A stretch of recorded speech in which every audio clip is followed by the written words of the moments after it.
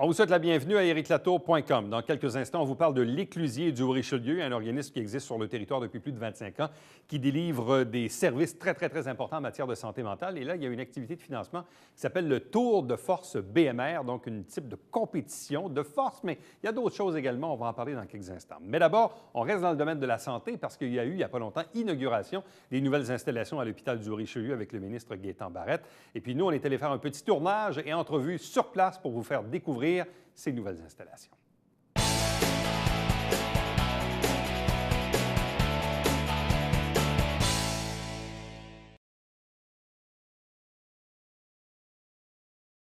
Madame Pouliot, merci et bienvenue de nous recevoir ici dans vos nouvelles installations.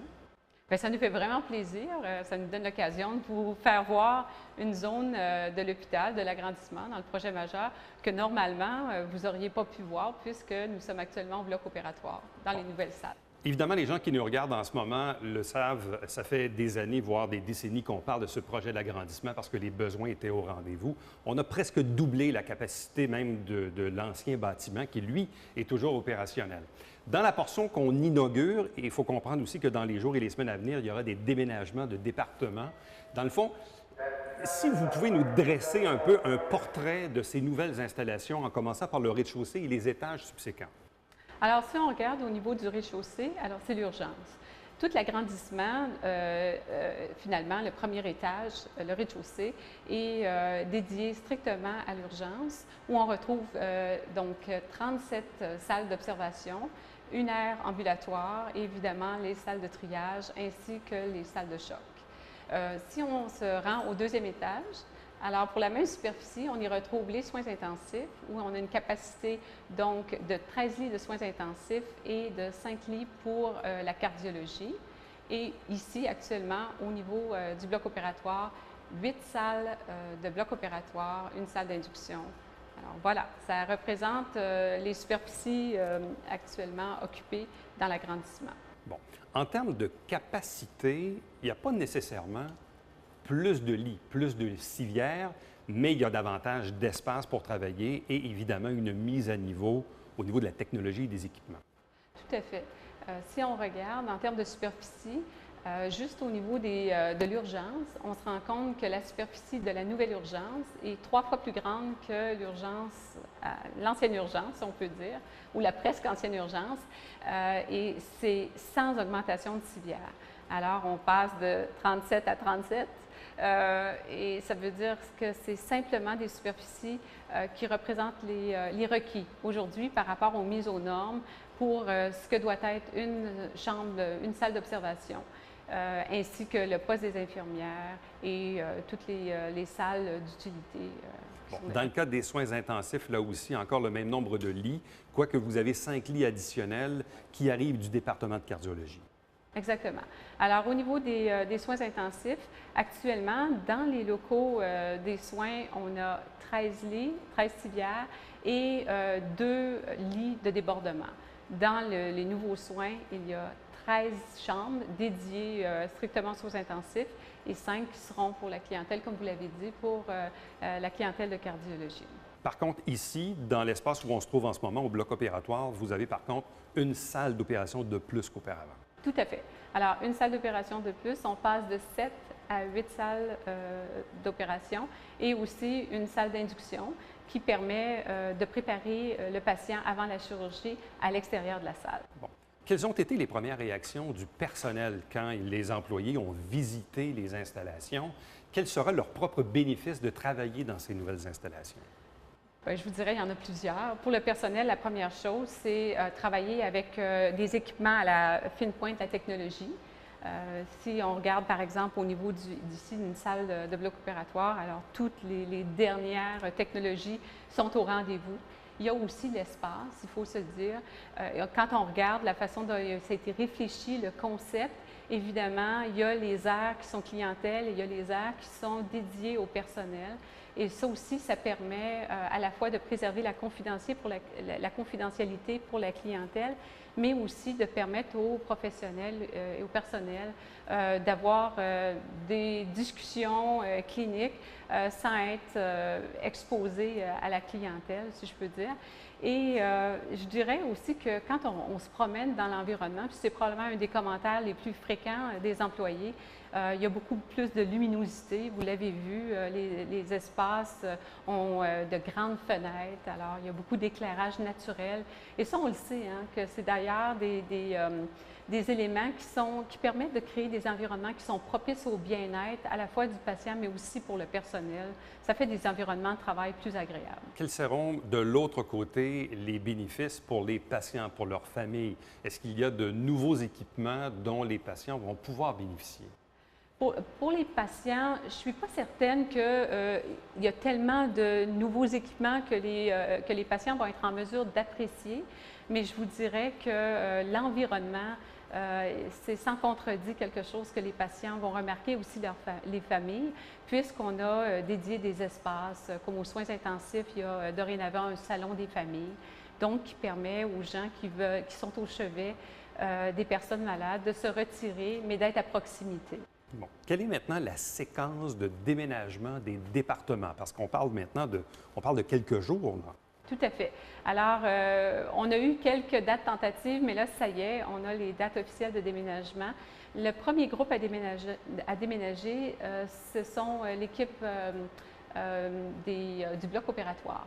Donc, c'est dès ce week-end que les déménagements devraient avoir lieu. Suite à ça, ce sera les soins intensifs, parce qu'il y a une nécessité que ce soit assez rapproché l'un de l'autre. Et finalement, la semaine, on prévoit le 17 ou le 18 mai, le déménagement dans la nouvelle urgence. Alors, c'est la séquence qu'on a déterminée pour la prise de possession des espaces. Bon. Que va-t-il arriver maintenant du troisième étage, qui initialement était dédié au laboratoire? On connaît la décision avec Ortholab de rapatrier le tout du côté de Charlemagne. Le ministre parlait d'une possibilité d'avoir le fameux projet du centre mère-enfant au troisième, parce que là, au troisième, c'est comme une coquille vide en ce moment. Est-ce que le centre mère-enfant s'avère être probablement le projet qui pourrait s'installer au troisième? Je vous dirais qu'il y a deux projets. Il y en a un qui est, pour ainsi dire, certain, qui est le projet des laboratoires, mais dans une dimension plus restreinte, puisque les besoins d'avoir un nouvel environnement pour les laboratoires demeurent un incontournable. Alors, c'est simplement que ce sera une superficie plus petite que ce qui était prévu à l'origine.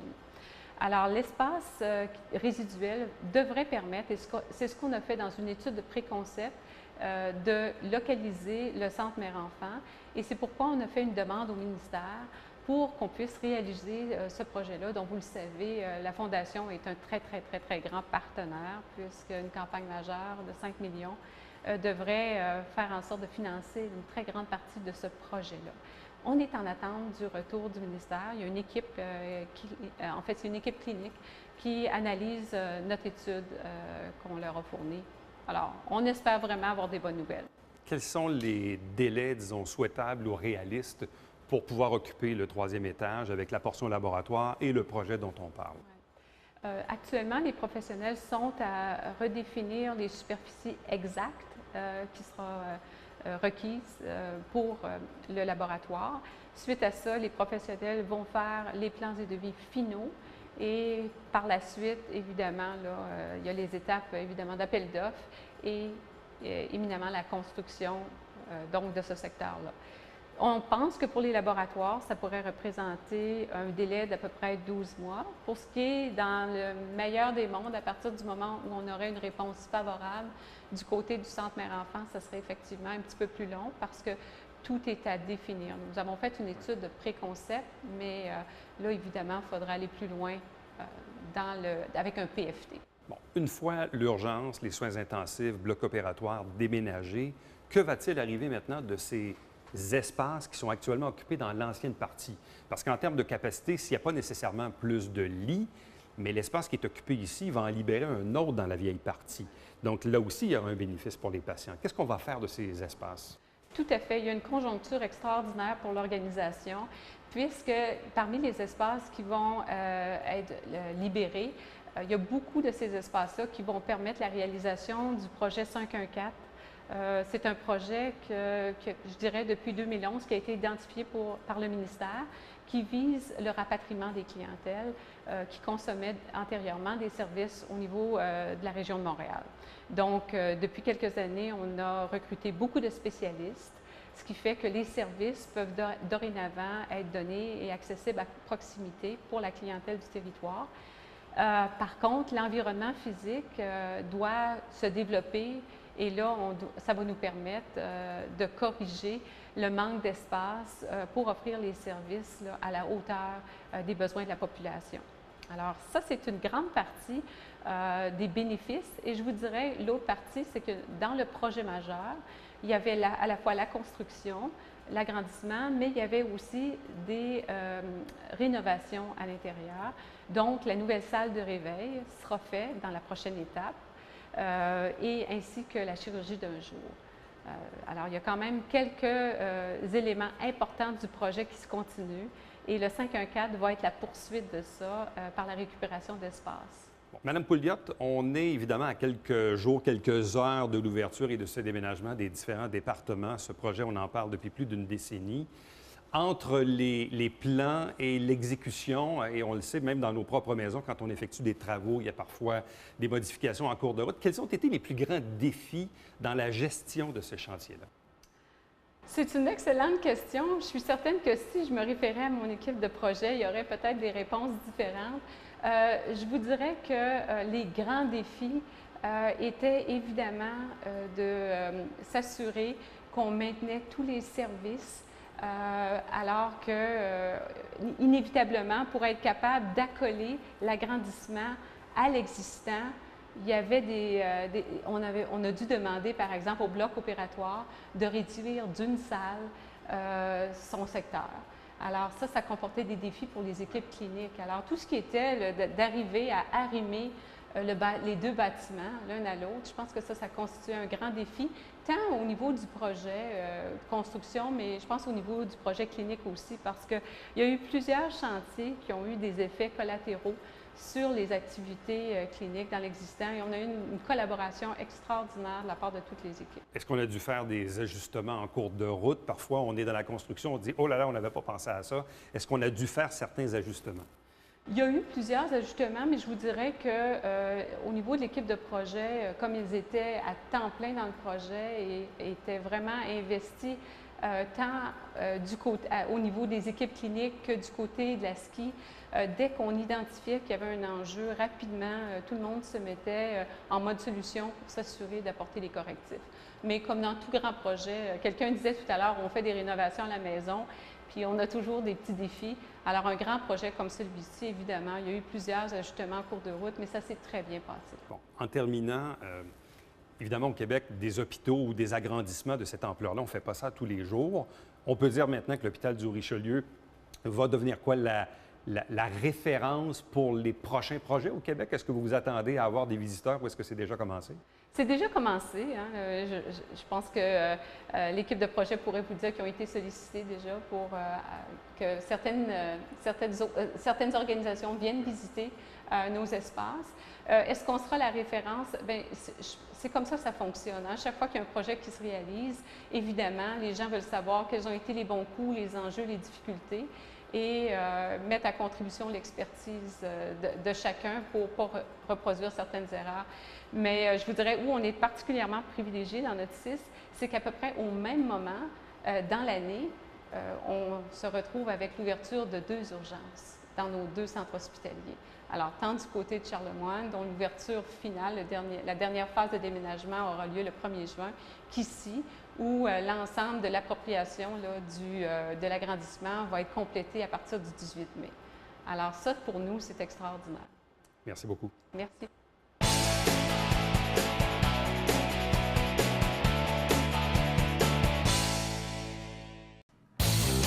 Salut, ici Alexandre Baudouin. Et François Trépanier. François, cette semaine à Sport Express, on va se tenir tranquille. Oui, avec le boss Steve Bossé qui est de retour au UFC, Alex. Oui, monsieur, un show qui décoiffe. Oui. Ne manquez pas ça.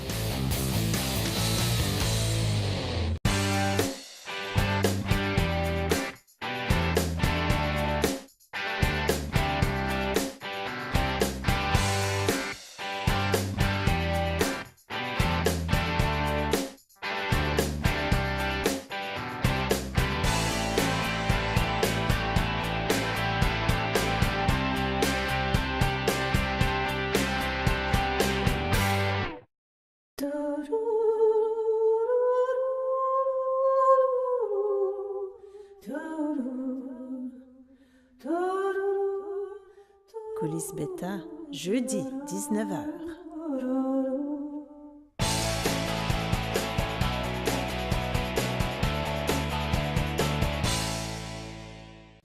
Activité de financement au profit de l'éclusier du Haut-Richelieu, c'est le tour de force BMR. Deux invités pour en parler. D'abord, le vice-président du conseil d'administration de l'éclusier du Haut-Richelieu, M. Jean Deslauriers. Bonsoir à vous. Bonsoir, merci pour l'invitation. Ça fait plaisir. Accompagné de Donald Boudreau, qui est le directeur du magasin BMR ici à Saint-Jean. Bonsoir et bienvenue. Bonsoir. L'éclusier existe dans notre collectivité depuis plus de 25 ans maintenant, année de fondation 1990. Les gens qui connaissent de près ou de loin les problématiques liées à la santé mentale savent très, très bien l'importance de l'éclusier dans la communauté. Effectivement. C'est primordial. Oui, absolument. En fait, l'éclusier, dans notre région, c'est la seule organisation qui va accompagner les proches de personnes qui souffrent de troubles de santé mentale. Alors, souvent, bien, les parents, familles et amis sont dépourvus de moyens. Ils ne comprennent pas ce qui se passe avec leurs proches qui souffrent. Et puis, l'éclusier est là pour les aider, pour leur donner la formation, pour intervenir avec eux autres, puis trouver des solutions pour accompagner leurs proches. Vous êtes souvent l'espèce de coussin entre les services de santé, psychiatres, infirmières, les services sociaux, et évidemment, les patients eux-mêmes ou encore les familles, les aidants de ces gens-là, qui parfois, on sort du CLSC, on sort de l'hôpital, on sort du bureau du psychiatre, mais après, il arrive quoi? Mon prochain rendez-vous est dans 1 mois, 2 mois. On fait quoi en attendant? Et c'est là que vous intervenez. Bien, on intervient dans le sens où on donne des trucs, des stratégies aux parents, aux familles, amis, pour aider ces gens-là qui sont en souffrance. Parce que souvent, on n'a pas les moyens pour les accompagner adéquatement. Alors, l'éclusier est là pour justement accompagner ces gens-là. Vous, ça fait quelques années maintenant que vous êtes sur le Oui. conseil d'administration. Oui. Qu'est-ce qui vous avait... Qui vous a tiré l'oreille pour dire hey, regarde, moi-même, je suis un viens t'impliquer. parent qui accompagne une personne, justement, qui éprouve un problème de santé mentale. Alors, c'était un peu le retour de l'ascenseur, si vous voulez, de participer sur le conseil d'administration puis m'impliquer avec l'éclusier dans toutes sortes d'activités. Quels sont les enjeux de fonctionnement et de financement d'un organisme comme l'éclusier? Ça, c'est le nerf de la guerre. Oui, c'est le nerf de la guerre. Comme toute bonne organisation à but non lucratif, bien, l'argent qu'on reçoit du public, c'est jamais assez pour suffire à nos besoins. Alors, et plus spécifiquement dans le contexte où aujourd'hui, on a une réforme sur la santé mentale qui est en train de s'implanter, on prévoit qu'on va avoir besoin de ressources supplémentaires et de là est venue l'idée d'avoir une activité de levée de fonds pour ça. Bon. Et comment est arrivée l'idée du tour de force BMR? Comment le lien avec BMR s'est fait? Bien, en fait, c'est le thème tour de force ou la force de la rénovation du côté de BMR. Fait qu'on a fait un lien là-dedans parce que la force comme telle, ça peut être la force physique. Là, quand on parle de force physique, bien sûr, on fait plus allusion à un esprit sain dans un corps sain. Mais aussi, c'est important d'avoir la force mentale, de la capacité, des connaissances pour accompagner des proches. Fait que quand on a fait cette activité-là, on a dit, bien, ça serait le fun de faire une activité qui va permettre de faire un lien avec ces parallèles qu'on fait avec la santé mentale. Comment l'implication de BMR s'est-elle présentée à Donald Boudreau? Donc, quand on vous en a parlé, quand on vous a approché, on s'est dit, tiens, tour de force BMR, ça va bien ensemble? Bien, premièrement, quand les représentants de l'éclusier nous ont approchés, ils nous ont présenté le projet, c'est sûr que le mot « force » est venu nous rejoindre, nous a allumés en partant. Et aussi, sachant qu'on est pas mal impliqué au niveau social, d'implication au niveau toutes sortes d'événements qui touchent la santé, les problèmes de santé, ces choses-là. Groupe Yves Gagnon, BMR, depuis des années, s'implique beaucoup à ce niveau-là. Et c'est venu nous chercher. Tout de suite, on a écouté et on voulait lancer quelque chose là, qui nous rejoindrait et qui permettrait, dans le fond, là, on a à travers cette activité-là trouvé des valeurs qui nous rejoignaient beaucoup aussi.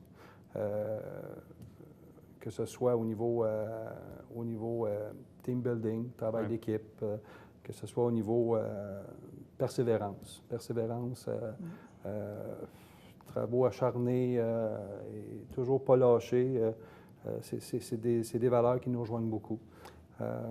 On dit que le Tour de force BMR, donc, c'est pas une compétition d'hommes forts. Non. Même Non, si votre absolument. porte-parole, Hugo Girard, est dans cette talle-là un peu. On Mais est- en même temps aussi, c'est un peu, quand on dit Tour de force, c'est aussi un peu des trucs de force, là. Évidemment. C'est des épreuves, là. D'ailleurs, on veut souligner l'implication d'Hugo cette année à titre d'invité spécial pour l'événement. Je pense que Hugo, par sa nature, va sûrement motiver plusieurs équipes par son sens de l'humour et sa présence. Pour ce qui est moi, j'aimerais peut-être vous parler un petit peu des épreuves, parce Oui, que oui, dans c'est le fond, ça. c'est un petit peu ça qui nous a allumés aussi. D'ailleurs, nous, notre implication, dans le fond, l'événement va se faire chez nous, au 950 Bernier, dans notre cour, dans notre stationnement. On va s'impliquer aussi au niveau main-d'œuvre avant, pendant et après l'événement. On va aussi s'impliquer par le don de matériel et tout ça. De là, l'idée des épreuves. On parle de force, d'endurance, vitesse, persévérance, communication, entraide. Bref, les gens, ils vont faire quoi? Ben, il y a Ouais, il y a 4 épreuves, en fait, dans lesquelles les équipes vont avoir à faire face. La première, c'est le tir d'un véhicule lourd. OK? À être défini, c'est quoi un véhicule OK, lourd? on ne sait pas encore c'est quoi le véhicule. Ben, on a une idée, là, mais... Vous en avez quelques-uns. Ouais. La deuxième épreuve, c'est un casse-tête, un casse-tête géant. Ouais. Alors, l'équipe va falloir qu'ils mémorisent comme un symbole, puis il faut qu'ils le reproduisent avec des cubes géants. Le troisième, c'est un labyrinthe d'Atlas, qu'on appelle. Alors, si on se rappelle, on avait des labyrinthes en plastique, puis on faisait aller une boule sans que ça aille ses côtés. Bien, c'est un peu le même principe, mais en format surdimensionné. Alors, puis la quatrième, bien, c'est une surprise. On se réserve la surprise. Voilà. Alors, on invite les équipes, soit du domaine corporatif, c'est des équipes de 8 personnes, du domaine corporatif ou de la population en général à venir s'inscrire, participer à cet événement-là, qui se veut un événement assez unique. Et ça coûte combien par individu ou par équipe pour l'inscription? Pour le côté corporatif, c'est 800 $. Et pour les familles et amis, c'est 480 $ par personne. Pas par personne, équipe. par C'est ça. équipe. Donc, 480 pour une équipe de 8 Exact. ou 800 $ pour une équipe de type corporative. Exact. C'est ça. Oui. Et votre souhait est d'avoir à peu près combien d'équipes? On vise une vingtaine cette année, mais on travaille fort pour dépasser cet objectif-là. Mais pour l'instant, on vise 20 équipes. Est-ce qu'il y a quelque chose de comparable qui s'est déjà fait dans le genre d'épreuve que vous allez faire? Vous faites ça dans le cours chez BMR le 30 septembre et tout ça. Est-ce quelque chose de semblable ou c'est vraiment comme une nouvelle affaire, là? On est en train de faire l'histoire. Pas là. à notre connaissance. Ouais. Le seul événement du genre qu'on a vu, c'était justement la compétition du tir d'un véhicule qu'on a Ouais. vu. Autrement, ben, c'est plutôt des courses à obstacles là, qu'on voit souvent un peu partout au Québec, là. Mais du genre comme ça, là, on n'a pas vu. Donc, mais C'est l'idée unique. est intéressante Oui. parce que, bon, Tour de force BMR, c'est une compétition, oui, de force, mais aussi, comme on dit, d'entraide, de communication. C'est un jeu d'équipe parce que là, si on a attiré un gros camion, il faut savoir comment on va s'y prendre. Oui, mais ce n'est pas une compétition entre équipes. Ça, c'est important Ouais. de le souligner. C'est une compétition, je dirais, où on va examiner ou évaluer la performance de chaque équipe. Ouais. Et en examinant, OK, selon les valeurs qu'on a énumérées tantôt, l'entraide, communication, etc., mais comment est-ce qu'ils sont débrouillés avec ça? Donc là, dans le fond, dès maintenant, les gens peuvent se manifester pour bâtir leurs équipes. Oui. Parce que là, on est au début mai, donc Oui. L'événement se tient fin septembre, le 30 Oui. septembre. Donc, Oui. on a encore quelques semaines, quelques mois pour former les équipes, s'inscrire et tout ça. Tout à fait. On passe par l'éclusier pour le faire. Oui, ils peuvent téléphoner au 450-346-5252 ou nous écrire par courriel à l'adresse letourdeforce@éclusierhr.ca. Et là, vous, votre équipe chez BMR va se préparer aussi mentalement à recevoir cet événement-là?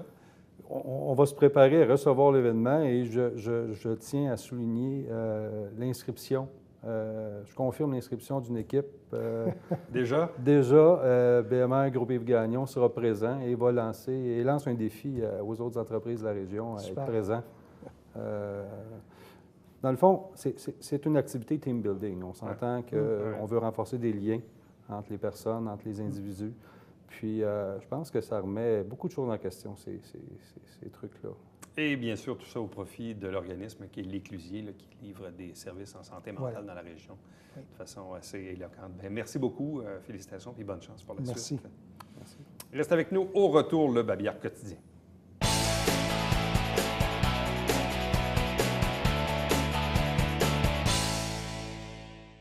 Si parfois il devait y avoir une coupure du service d'eau, bien, sachez que dorénavant, la Ville va vous informer avec, entre autres, un signal sonore 10 minutes avant de couper l'eau. Donc, il y a des camions qui circulent avec des équipements avec un signal sonore pour vous avertir. Et voici les différents liens accessibles via le site Internet sjsr.ca/.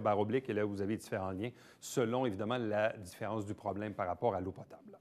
À chaque semaine, on vous présente des extraits des travaux du conseil municipal avec l'émission Saint-Jean-sur-Richelieu. Donc, l'émission se retrouve en ondes, mais également sur le web. Également, vous dire qu'à chaque dimanche matin, 9h30 en direct, c'est le Télébingo avec 3 500 $ en prix. Une trentaine de dépositaires dans le territoire où l'on diffuse pour acheter des livrets à 8,50 $ l'unité. Et puis, entre-temps, si vous désirez me joindre, faites-le par courriel, plus facile et plus rapide. Éric Latour en un mot, à commercial tvhr9.com. Bye-bye.